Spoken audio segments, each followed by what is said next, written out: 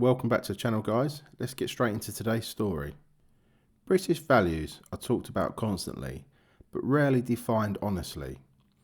Politicians invoke them, institutions reference them, and corporations claim to uphold them.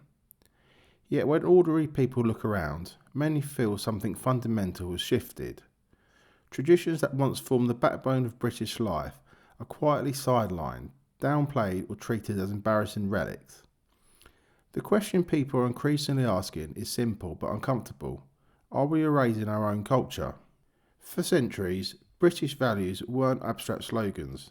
They were lived, practical ideas: responsibility, fairness, tolerance, duty, restraint, and a deep respect for continuity. They emerged slowly through shared experience, not through committees or campaigns. Community mattered, family mattered, local identity mattered. These weren't perfect systems, but they created social cohesion and a sense of belonging that held the country together. Over time, however, these values began to be reinterpreted. Instead of being rooted in history and shared customs, they were reframed as vague managerial concepts. British values became something to be taught in policy documents rather than absorbed through everyday life. In that process, something important was lost: the connection between values and culture. What's striking today is how often British culture is discussed only in negative terms. History is filtered almost entirely through guilt. Traditions are treated as exclusionary. National pride is viewed with suspicion. Even basic symbols, flags, ceremonies, and shared rituals are increasingly portrayed as outdated or problematic. This isn't accidental. It's the result of a long cultural shift driven by institutions that believe the past must be dismantled to make room for something new. Education played a major role in this transformation. Over decades, curriculum moved away from shared national stories towards fragmented perspectives. Instead of teaching Britain as a continuous story, with achievements, failures, and lessons, history became selective and moralised. Young people weren't encouraged to understand where they come from, but to judge it. That creates distance, not understanding. Now, the media followed a similar path. British life was once portrayed as ordinary, familiar, and recognisable. Now it's often depicted as something that needs correction or replacement. Traditional family structures, local customs, and national identity are quietly edged out in favour of abstract ideas about progress. The result is a media landscape that feels disconnected from the lived experience of millions of people. This shift has consequences. When a society stops valuing its own culture, it creates a vacuum. People still want identity, meaning, and belonging. But if those aren't rooted in shared history, they're replaced by diversion and resentment.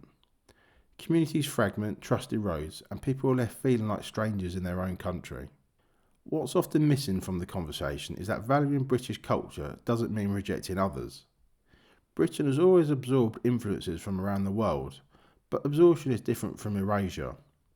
Integration works when there is something stable to integrate into. If the host culture is treated as disposable, nothing cohesive remains. Institutions insist this is all about inclusivity, but inclusivity without foundation leads to instability. A society that apologises for its existence cannot sustain itself.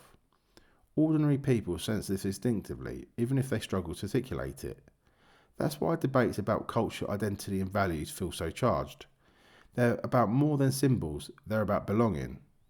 Another issue is the role of unelected bodies in reshaping cultural norms.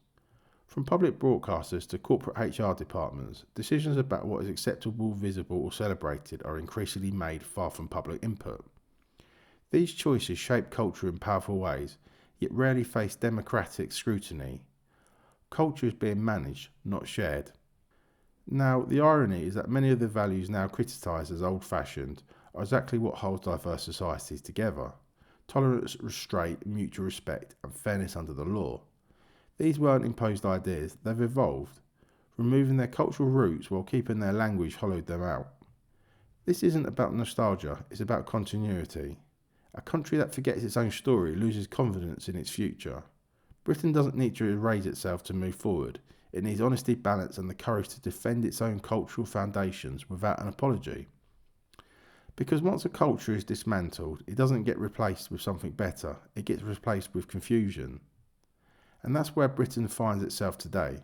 unsure of who it is, nervous about its past, and increasingly disconnected from the values that once gave it stability.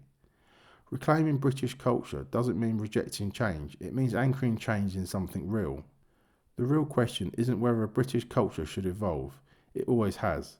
The question is whether we're allowed to evolve naturally, or whether we're being quietly dismantled by people who don't have to live with the consequences. Thanks for watching, guys. If you want more honest political commentary and don't want to miss what's really happening behind the headlines, hit that subscribe button and drop your thoughts in the comments below.